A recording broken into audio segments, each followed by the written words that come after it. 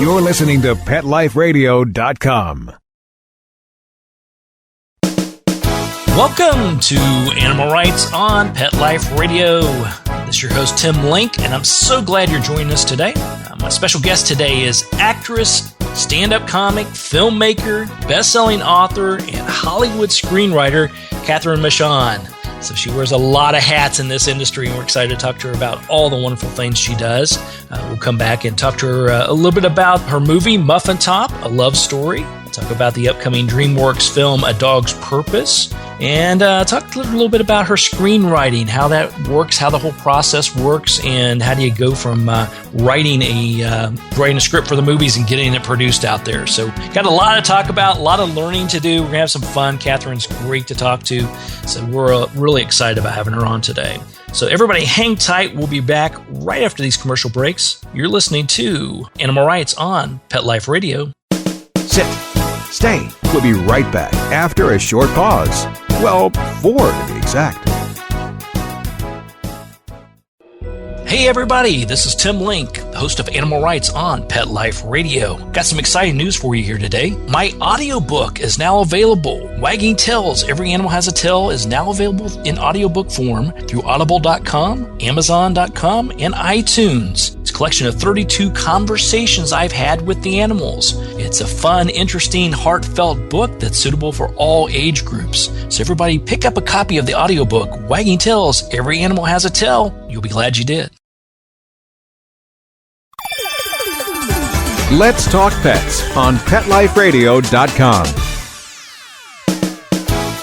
Welcome back to Animal Rights on Pet Life Radio. This is your host, Tim Link, and I'm with the wonderful, multi-uber-talented Cathryn Michon. Cathryn, welcome to the show. You know, you had me at uber-talented. I don't know. That's a lovely introduction. Thank you so much. Oh, well, that's the only way to introduce you, because there's if somebody asked you, I'm sure today, what do you do for a living or what do you do in life? Wouldn't that be hard to sort of pinpoint what that is? I do have a lot of jobs. I do have a lot of things I do. I mean, the newest one is being a film director, which I absolutely love because it's the best job in Hollywood. And, but, you know, I mean, I've been a screenwriter, I've been a TV writer, I've been a stand-up comic, I've published novels, but really I am my dog's mom. So maybe that's how I should explain. Well, we've got to start there then. You opened the door. We got to talk about our superstar boy, Tucker. What's he up to? And, oh my God. He's just the best dog in the world. I mean, you know, his story is great. He's one of the stars of Muffin, a love story. And actually, everybody in the movie completely agreed. I mean, David Arquette, Cathryn Michon, Tony winner Marissa Jarrett Winokur, Maria Bamford, all these wonderful actors. We all agree that we're wonderful actors and that Tucker is a star. He just is. You know, he just has that luminous presence that only the greats have, the Cary Grants, the Marilyn Monroes. He's just, you know, the camera eats him up and he's adorable. But his story is funny because he's a rescue. And he was actually rescued by my stepdaughter, who runs a rescue in Denver called Life is Better Rescue. And he and 3 siblings were eyes closed, newborn pups left in a cardboard box for dead. Not a good story, that part, but she was contacted by the Denver Municipal Shelter, who said, we don't have the manpower to bottle feed these puppies. What can you do? And she had a lactating German Shepherd who had just weaned her pup, and she went to that German Shepherd and said, hey, remember that crazy night at the Sigma Chi house? Like, you got more puppies. What do you mean? You want to take them? And this dog did, and that's how Tucker and his siblings stayed alive. You know, for those of us who love animals so much, it's that story of, you know, really creative rescue and how we can do right by them when someone has done so wrong by them. Absolutely. And you know, I always talk about how animals have a purpose in our lives. There's a reason they come into our lives. And little did you know, I'm assuming, that he would become this rescue pup that you guys thought you were rescuing, all of a sudden be the superstar of movie, stage, and screen. Yeah. Well, he's really wonderful in Muffin. I mean, you know, And granted, I'm in the film and he plays my dog, so he's done some research on the role. It wasn't it wasn't a stretch for him, he wasn't playing like a serial killer / golden puppy. But the guy, we had the film certified by Animal Humane because, of course, given that my husband wrote the book A Dog's Purpose, we would want any animal on our set to be treated humanely. So, of course, we wanted the film to be certified. And the person who came from American Humane said that Tucker was as good of a working dog in terms of doing whatever it was we had asked him to do within a give and take, as well as any, Hollywood-bred dog, even though he comes from, sketchy background and we have no idea what he's made of. But he lived up to the demands of being a movie star on the set. There you go. And there wasn't any, for his film role, there wasn't any formal training or professional trainer on set or anything? Was there? Not on set, although a wonderful woman named Dina Zafiris, who actually now trains dogs to detect cancer, which is an amazing thing. They actually can do it, was his trainer. And he was actually very well trained. And he has to do a number of stunts in Muffin Top, A Love Story, because, my character in the film she's been trying to get pregnant via IVF, and she's put on all kinds of weight, and then she finds out that her husband, who's played by Diedrich, makes a wonderful villain, has knocked up his younger, thinner coworker, played by Haley Duff, and wants a divorce. So she's left with, no marriage and a muffin top. And Tucker plays the dog who she adopted around the same time, and he kind of becomes her baby substitute. And so at one point in Muffin Top, she's carrying Tucker in a baby Bjorn. And that took some serious training because a dog does not naturally want to ride in a baby Bjorn. It's not something that he would have normally looked forward to, with the exception of the fact that I took 2 months. I would just lie with him on the bed. I would put him in it, which he didn't like, and then I would just feed him like a constant stream of treats. And so he began to get really excited about the baby Bjorn.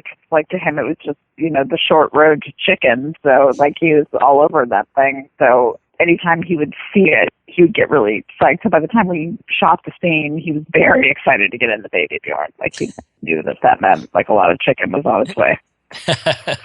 I love how they associate certain things. I really don't want to do this, but okay, chicken. Yeah, it sounds good. Sort of no, I still have the prop, and I had to hide it because, if he sees it, then he really gets pretty excited. He thinks, gonna get a lot of chicken. There you go. It's sort of like being invited to a dinner party. You got to find out what kind of wine cellar they have before you attend. Exactly. Yeah. Well, tell us, Muffin Top, the movie, A Love Story. Yeah. Muffin Top, A Love Story. Now, you wrote the script for it, you directed it, you starred in it. I mean, was this your first time of doing all the many hats in a movie? Well, no, because my whole career in Hollywood, I've had a number of hats. I've always worked as an actress. I have been lucky to write on a lot of television shows. But Bruce and I, my husband, Bruce Cameron, we co-wrote the screenplay together, but it was adapted from a novel that HarperCollins published in 2004 that I had written. And, it was an independent production, but we were able to get an amazing cast because we wrote this screenplay that people were really excited about, because it's about how crazy women are made in this society by the images that we see in the media. There really isn't a woman alive that I've ever met who feels completely comfortable with how she feels about her body. It's like an epidemic. And it's frustrating because it's especially prevalent in young girls. And of course, they're at the peak of loveliness, and even then they feel insecure about their bodies. And the message of the film is that you need to learn to love yourself now, not 5 pounds from now, because life is happening now. And that has really resonated with women. It's been very popular. It's been running on Stars all summer. It has a 92% positive rating on Rotten Tomatoes, which is kind of astonishing. It's won a bunch of awards, and then it premieres on Netflix August 30th. And what's been really gratifying about it is that women just really... We did a huge tour when the film first came out. We went all over the country doing premieres of the film, and everywhere we would go, women would say, "Oh, Muffin Top is me. That's me. This movie is me." I that's my story, or I relate to that. And a lot of the premieres that we did, Marissa Jarrett Winokur, who won the Tony for Hairspray, is in the film, and she plays one of my best friends in the film, and we're close friends in real life. And it was really gratifying for both of us to meet all these audience members who were just like so happy to see someone telling their story in a funny way and in an optimistic way, because at the end of the movie, the character that I play really does get to a more authentic, sort of self-loving place. And that was really fun. That was really exciting. And I think was it your sort of overall goal to not only entertain and have fun? It's very funny. You do a great job with it all the way around. It's very funny. Loved you in the role, and loved Tucker, of course. But did you have an underlying goal of saying, okay, we want to make this fun, entertaining, lively, but yet put this underlying message in there to really get it out that, hey, all women are beautiful. You don't have to be a certain size. We really care. Everybody in the cast cared about that, and it was a huge reason why they came on board. You know, people like Retta, who, you know, spent a lot of time on red carpets on Parks and Rec, and she is a gorgeous, curvy woman, and in our social media climate, she has endured some body shaming, and that makes her really mad, you know. And then Maria Bamford, who's in the movie, who's been very out about her own struggles with anorexia. Marissa Jarrett Winokur, who I mentioned, you know, who came to stardom in Hairspray, which is a story of a heavy girl who gets the guy. You know, I mean, like everybody, Kate Arquette, who has a young daughter who doesn't want her to have those kind of feelings. Pretty much everybody that was in the movie had really strong feelings about this topic, and was part of why Haley Duff is another one, because, you know, she and her sister basically grew up in the spotlight. They went through adolescence in the glare of cameras, and they had a really strong feeling about that whole body shaming thing that happens where no one is good enough. So that was really cool, is that the whole cast had a really strong feeling about the message of the movie. So that was fun. Yeah, and I think you guys did a great job with it. You know, the message came through loud and clear, but you weren't beating anybody over the head with it. You know, it's funny. It's just meant to be funny. You know, I mean, I don't like movies that feel like medicine. You know, where it's like, oh, it's so good for me. You know, like, oh, this is just pure funny. You know, I mean, pretty much everyone, like, I think a lot of people's favorite scene in the movie is that my character is desperate to lose weight and would do anything. And she goes to a crazy Beverly Hills nutritionist played by Gary Anthony Williams, who is a brilliant comedian. He's actually going to be in the upcoming Ninja Turtles movie, which is pretty funny. He plays one of the turtles. But he's a very, very funny guy, and he is a large man, and he plays a very judgmental Beverly Hills nutritionist who insists that he's at his ideal weight. And especially when he's actually lost weight since the movie was made, but when Muffin Top was made, he was, you know, a substantial human being, and like, it's just hilarious to watch him just literally becoming almost physically ill in contemplating my fat, and yet he's so much heavier than my character. And I think for a lot of women, that represents the hypocrisy that we face every day, is that, you know, some guy with, like, his beer belly spilling over his no fat chick's belt buckle is judging us. And it's like, really? Really? And of course, he's giving you all this great advice while sitting on an exercise ball. So. Yes, he's sitting on he's spilling over onto an exercise ball that can barely contain him as he's telling me these horrible things that I should do to lose weight. Yes. I love the Botox lips scene personally. That was my favorite. That was classic. Yeah, it's classic. It's fun. So everybody make sure they keep an eye on that. So Muffin Top Love Story still running. It's been run on Stars. It's going to be out on Netflix August 30th. So everybody make sure you get that, tune in, chime in, and follow along, give your input, and definitely enjoy the show. So it's going to be exciting for everyone. So everybody hang tight. We're going to come right back after this commercial break, continue our conversation with Cathryn Michon. Right after these messages, you're listening to Animal Rights on Pet Life Radio. Sit. Stay. We'll be right back after a short pause. Well, 4 to be exact. I love animals.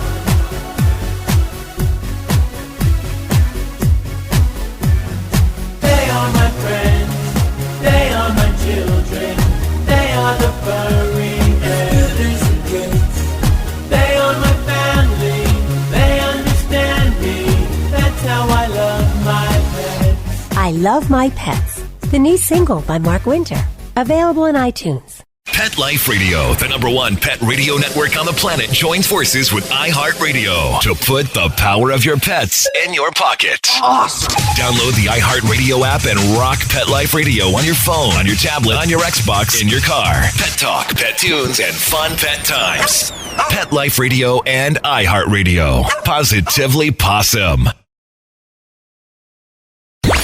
Let's talk pets Let's talk pets on Pet Life Radio. Pet Life Radio. PetLifeRadio.com. Welcome back. Welcome back to Animal Rights on Pet Life Radio. I'm here with the wonderfully talented Cathryn Michon. And we're talking to her a little bit about movies and screenwriting. And you have this little bitty movie coming up with your writing partner / husband, DreamWorks movie called A Dog's Purpose, which we all love and know. And of course, Bruce is a good friend of ours, good friend of mine, and has helped me out along the way. Tell us a little bit about what's going on with A Dog's Purpose and how it was writing that. It was very exciting. You know, Lasse Hallström, who is an Oscar-nominated director, one of my favorite directors. He directed Chocolat, and he directed Cider House Rules, which is a movie that I just loved, What's Eating Gilbert Grape. He's just an amazing director. He is directing A Dog's Purpose. He directed Hachi, starring Richard Gere, which is another movie about a dog. It's a beautiful movie.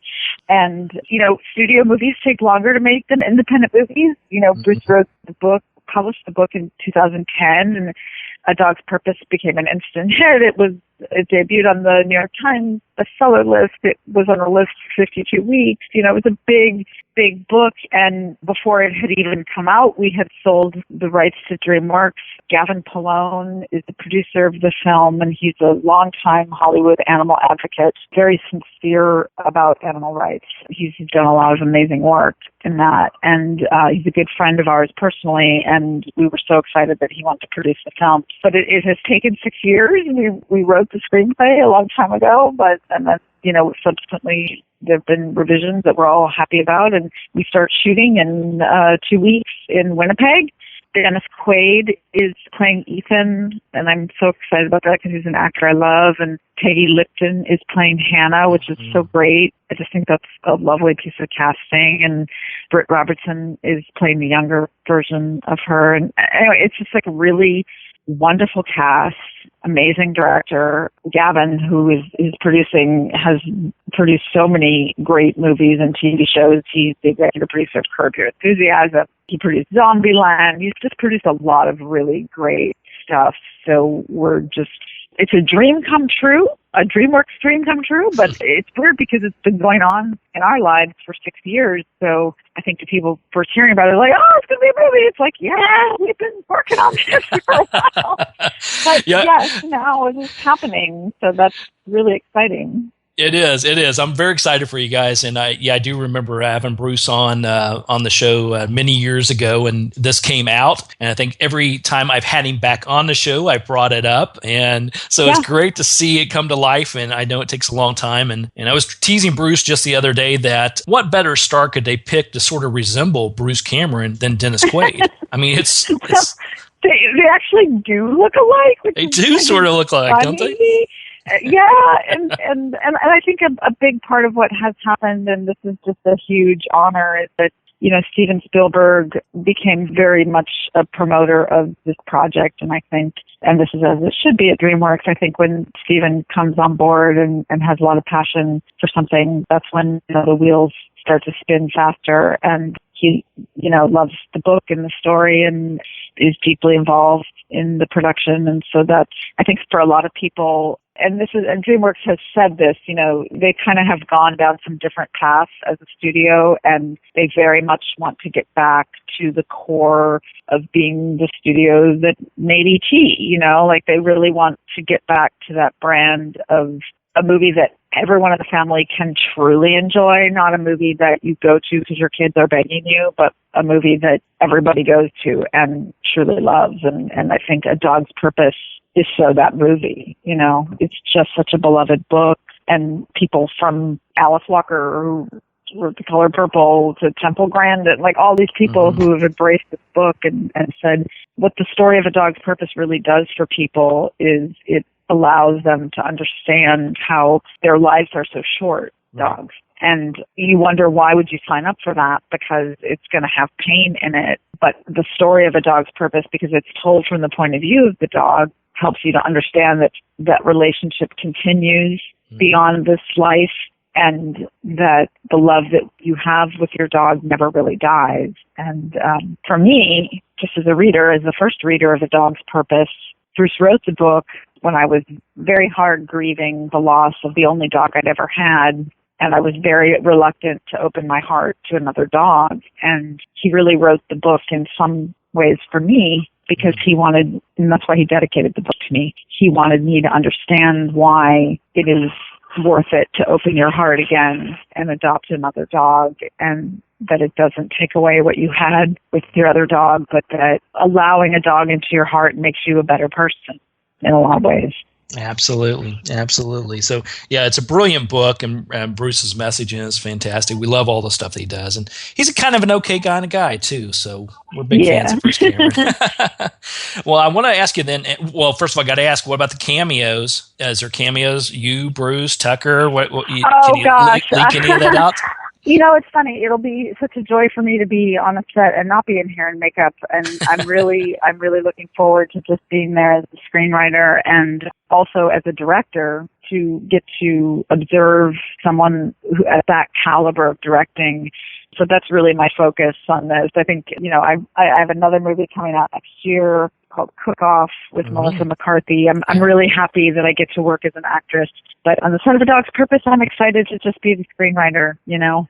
I mean, if they run out of extras, I'll run around in the background. I'll do anything on a film set to make everything happen. But I'm not there to try to be in the movie. I just want to help it to be the best movie they can possibly be. And I'm actually also really excited because Gavin Colon, who I mentioned, who's the producer of the film, we're also partnering with him on Bruce's newest book, which I know he was just on your show, came out to talk about The Dog Master, which is the story of the first dog 30,000 years ago. How did a wolf, someone who is a predator who would kill us, become our partner and our friend?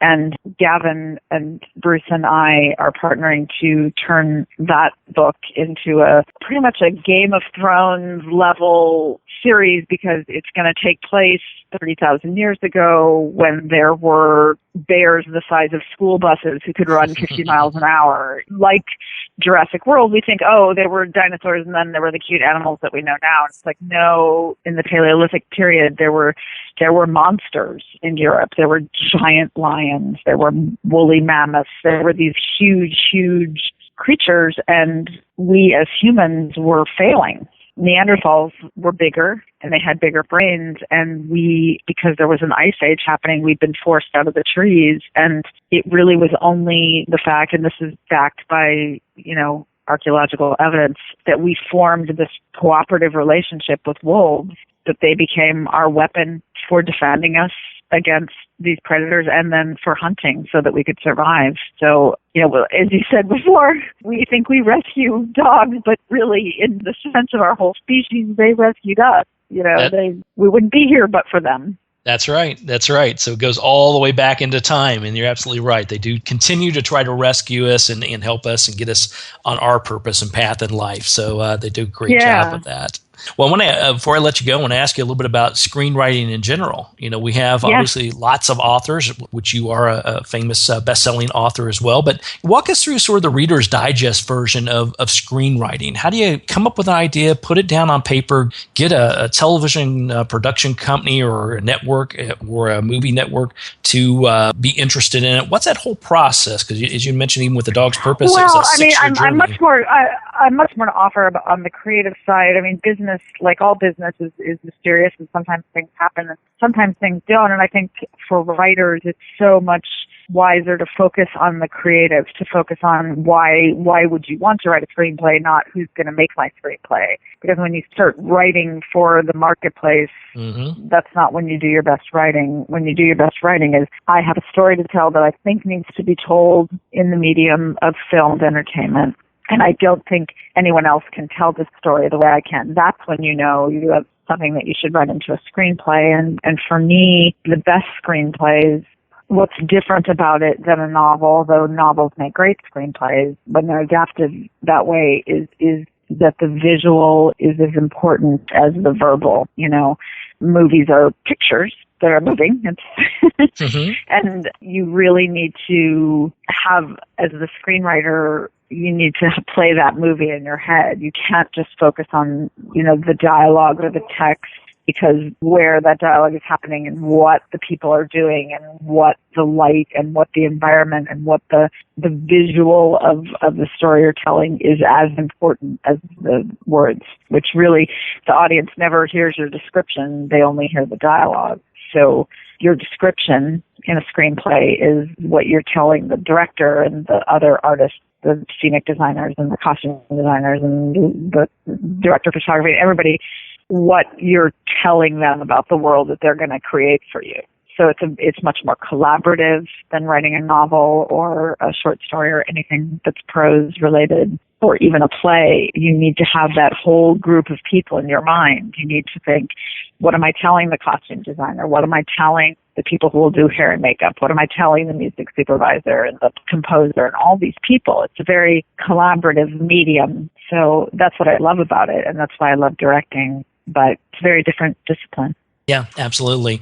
And the process, I mean, I'm assuming that in some fashions, actually writing it down sometimes takes a short period of time. Other times it takes many years, similar to what you're doing with a novel. Yeah. Well, I think that also if it starts to become a production, Muffin Top was an adaptation of a novel that I wrote that is very different than the novel that I wrote. And we did 43 drafts of it by the time we began principal photography.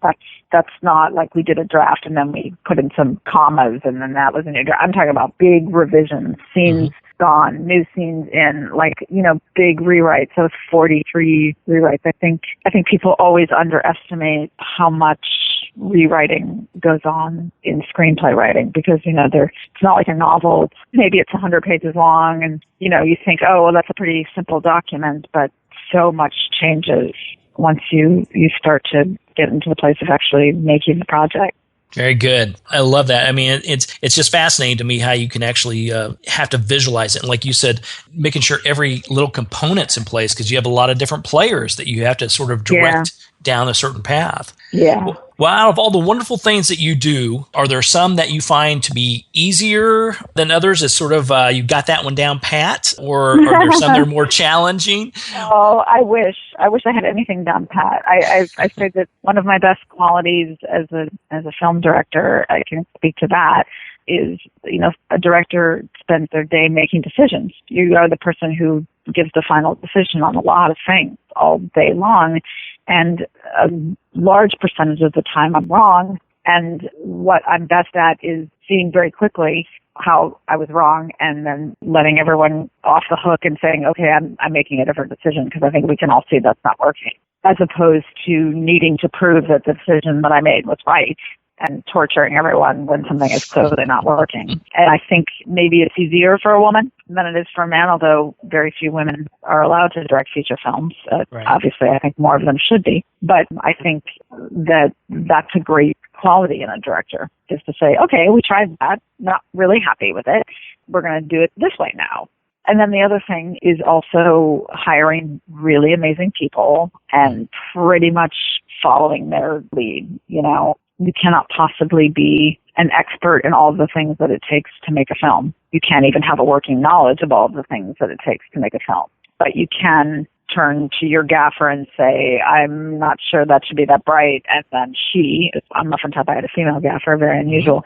She can say, well, what you don't know about this is that because we chose this lens, we need to overblow this. So here's what it's really going to look like. And you're like, great. I'm so glad I asked. I'm so glad you know, and we'll do what you say. There you go. So it's everything from writing the script, the screenplay is a collaborative approach in a lot of cases, and all the way up through directing it and actually getting it out there. Yeah. So it takes a team. My background is that my first professional job was at the Second City in Chicago, and everything that I was taught there was about collaboration and the gift of other people's creative input. And that's how I've lived as an artist, and that's how I create. And it doesn't get any better than Proving Grounds of Second City, that's for sure. I've been there many a times as in the audience, and it always amazes me. Yeah. It's fun, right? Yeah. It is. It's totally fun. It's flabbergasting to see how quick and light on your feet you have to be. Yeah, that's my home team. Well, Cathryn, where can people find out more about you and all the wonderful stuff you've got going on?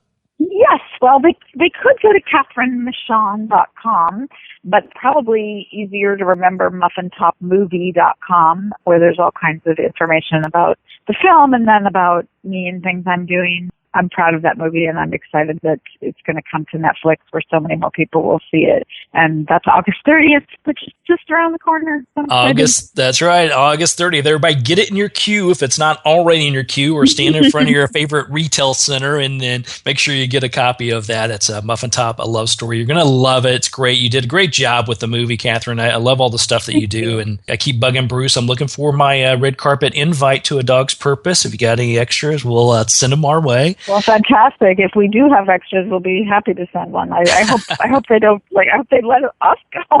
Yeah, I was going to say, it may be so popular, you may be waiting in line. You never know. Yeah. All right, wonderful. Well, thank you so much for being on the show. We'll look forward to talking to you again real soon. Excited about everything you're doing, and good luck and keep up the great work. Oh, thank you, Tim. This is really delightful. Thank you. Oh, my pleasure. Well, we're coming to the end of the show today. I want to thank everyone for listening to Animal Rights on Pet Life Radio. I also like to thank our sponsors and producers for making this show possible. To find out more about me, Tim Link, and the other guests I've interviewed on the Animal Rights Show, you can go to PetLifeRadio.com and click on the Animal Rights icon. You can download the episodes and listen to your heart's desire, delight, however you want to put it. Great stuff out there. And while you're there, make sure you check out all the other wonderful hosts and shows on Pet Life Radio. That's PetLifeRadio.com. If you have any questions, comments, or ideas for the show, please email me. You can email me at tim@PetLifeRadio.com. I'll be glad to answer your questions, entertain your comments, and bring on the people you want to hear from most. So until next time, write a great story about the animals in your life. Share it in a blog, an article, or in a book. And who knows, you may be the next guest on Animal Rights on Pet Life Radio. Have a great day. Let's Talk Pets, every week on demand, only on PetLifeRadio.com.